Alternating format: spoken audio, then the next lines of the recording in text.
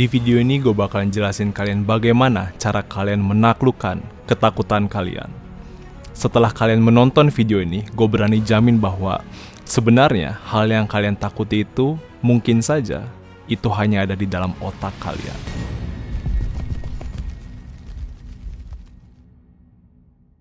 Gue baru aja baca buku The 4-Hour Work Week by Tim Ferriss, dan itu menurut gue bener-bener life changing. Bagaimana caranya kita bisa bekerja 4 jam dalam seminggu. Gila nggak? Namun gue kira itu tentang managing time management gitu ya. Dan ternyata itu salah banget. Gue belajar ada satu chapter, judulnya adalah Dodging Bullet. Bagaimana kita menghindari peluru ketakutan kita. Ada quote yang pertama yang menjadi favorit gue. Many a false step was made by standing still. Bayangin seperti ini. Decision making yang lu gak ambil, atau enggak keputusan yang gak lu ambil, itu merupakan sebuah kesalahan. Banyak orang yang takut untuk mengambil keputusan karena takut gagal. Namun lucunya adalah dengan kita tidak mengambil keputusan, itu pun adalah kegagalan juga. Itu jauh lebih gagal. Kenapa? Karena ketika kita melakukan kegagalan, at least kita sudah mencoba. Di situ kita bisa belajar. Di situ kita bisa tahu apa yang bisa diimprove. Dan terkadang kebanyakan orang setiap selesai melakukan pekerjaan, dia ngerasa gagal, dia benci sama dirinya sendiri, dan mereka menyerah. Siapa yang pernah berada di posisi itu? Maka dari itu, terkadang kita menggunakan otak kita gitu ya. Ada satu perasaan yang selalu kita gunakan yang menjadi obat bagi keresahan kita, yaitu rasa pesimistik kita. Perasaan di mana kita kurang yakin dengan pilihan itu, perasaan di mana kita kayaknya kok nggak bisa ya. Ya udah deh, gue nggak bakalan coba. Negative thinking kita itu bener-bener bisa jadi sahabat kita. Sekali dia bilang lu nggak mungkin, oh ya udah, gue bakalan di sini-sini aja. Mudah ya ngomong seperti itu, tapi kalau misalnya kita mau mengubah diri kita sebagai menjadikan tantangan, kita bisa mengkontrol pesimistik kita. Action may not bring happiness, but there is no happiness without action. Sebuah tindakan mungkin tidak membuat kita bahagia, namun sebuah kebahagiaan itu bisa terjadi ketika kita melakukan action. Dan terkadang orang tuh lebih memilih ketidakbahagiaan daripada ketidakpastian. Gua ulang sekali lagi, kebanyakan orang lebih memilih untuk tidak bahagia daripada ketidakpastian.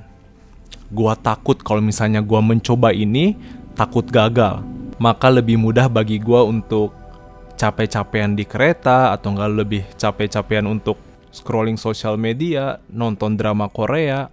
Lebih mudah untuk memilih ketidakbahagiaan daripada ketidakpastian. Gua sadar memang masa depan itu gak ada yang tahu. Gak ada yang bisa nentuin masa depan kita.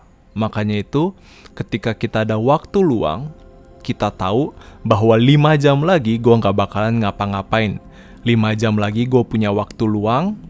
Daripada gua belajar hal yang baru, ada baiknya gua untuk scrolling sosial media.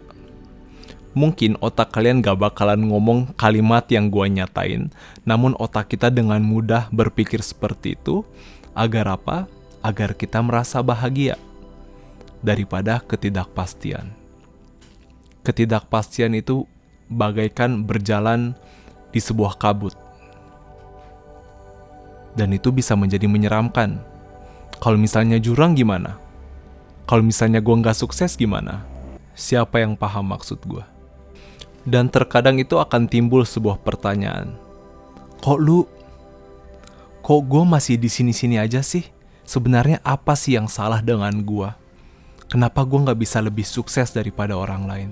Dan ternyata tuh ketika kita lihat sekeliling kita, itu dipenjarai oleh rasa ketakutan kita.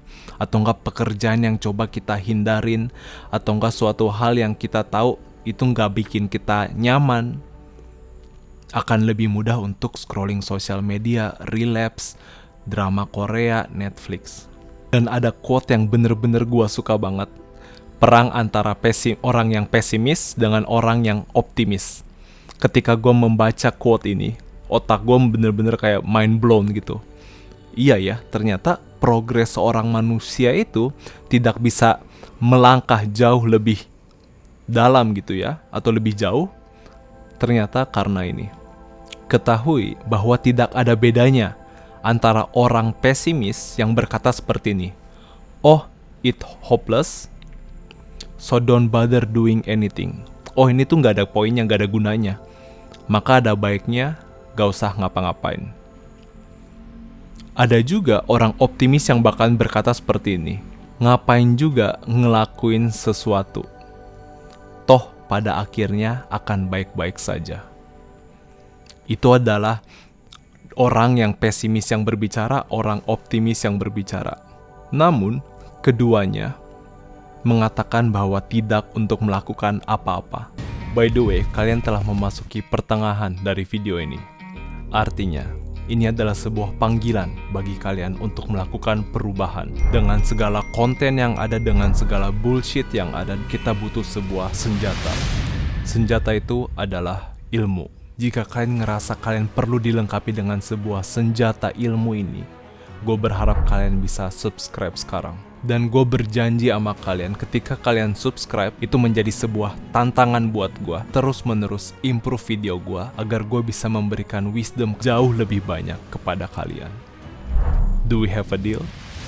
Maka dari itu, kita memasuki actionable step. Bagaimana caranya agar kita bisa menghadapi rasa ketakutan kita? 1. Define your nightmare. Ketika kalian memang mungkin perasaannya takut, tapi sebenarnya kita ini takut apa sih? Coba kalian tulis di dalam kolom komen. Apa yang kalian ketakutin? Contohnya ketemu orang baru. Oke, apa yang kalian takutin dengan ketemu orang baru? Kalau misalnya kalian takut ngobrol sama perempuan, coba kalian tulis. Apa yang kalian takutin dari perempuan itu? 2. How to repair the damage. Artinya adalah, kalau misalnya hal yang paling menakutkan itu terjadi, maka apa yang harus gue lakuin? Dan yang bikin gue suka dengan self-improvement adalah, apa yang kita takutin, itu ditakutin juga oleh orang lain. Dan ketika orang lain juga pernah ngerasain apa yang kita rasain, itu pasti ada solusinya. Kalau misalnya kalian takut ngobrol sama orang, kalian bisa baca buku How to Win Friends and Influence People by Dale Carnegie. Kalau misalnya kalian takut untuk melakukan sales atau nggak takut ngobrol sama orang asing, kalian juga bisa baca buku Influence. Jadi artinya adalah sebenarnya kalau misalnya kita mau mencari solusinya, itu selalu ada di depan mata kita. Hanya saja kita lebih mudah untuk kayak, aduh gimana ya cara selesainya ya. Kita lebih seneng berada di posisi ketakutan itu daripada benar-benar menghadapi rasa takut kita. 3. Terakhir, memiliki mindset seperti ini. What we fear doing most is usually what we most need to do. Gue baca ulang ya. What we fear doing most is usually what we most need to do. Jadi ketakutan yang sebenarnya kita alami itu kemungkinan besar adalah hal yang harus kita lakukan. Quote yang gue selalu suka adalah, the magic you are looking for is in the work you are avoiding. Suatu hal yang kita impikan di masa depan kita gitu ya, untuk kesuksesan kita, untuk apapun itu, sebenarnya terdapat di dalam sebuah pekerjaan yang coba kita hindari selama ini. Pahami itu, terima, overcome, dan lakukan. Jadi ketika kita, contohnya kayak tadi, gue takut untuk ngobrol sama orang. Sadari itu, oke, gue punya ketakutan di hal tersebut. Gue gak pinter maintain eye contact. Terima itu. Oke, gue sadar akan kekurangan gue, dan gue harus melakukan improvement. Gue gak boleh terdiam di dalam posisi itu aja. Gue gak boleh ngelawan juga. Gue harus terima itu, lalu lakukan. lakukan hal yang mungkin kalian takutkan. Dan poin terakhir adalah, what are you waiting for? Contohnya kayak gini, kalian kepengen olahraga, dan mungkin kalian akan bilang, oke, next year, tahun depan, itu bakal menjadi my new resolution. Sebenarnya kalian bisa aja ngomong kan kayak, gua bakalan workout hari ini atau enggak malam ini. Simple aja kan bisa ngomong seperti itu. Hanya saja, kita kadang menunggu-nunggu, menanti-nanti hal yang mungkin hal besar seperti tahun baru yang bisa menjadi alasan kita baru olahraga. Bayangin seperti ini, itu adalah habit yang kalian bentuk. Perjalanan kalian untuk menuju tahun baru, itu terbentuk sebuah namanya habit. Dan otak kita paling gak suka kalau misalnya tiba-tiba dimasukin dengan habit baru. Kalian gak pernah coba olahraga sebelumnya, namun tiba-tiba oke, besoknya gua nge-gym. Tanpa disadari, wajar aja kalau misalnya bulan Februari kalian udah gak nge-gym lagi, kalian gak workout lagi. Siapa yang paham posisi gua? Gue berharap kalian bisa belajar suatu hal yang baru. Bagaimana cara kita melawan rasa takut kita. Gue yakin lu pasti bisa. I'm rooting for you.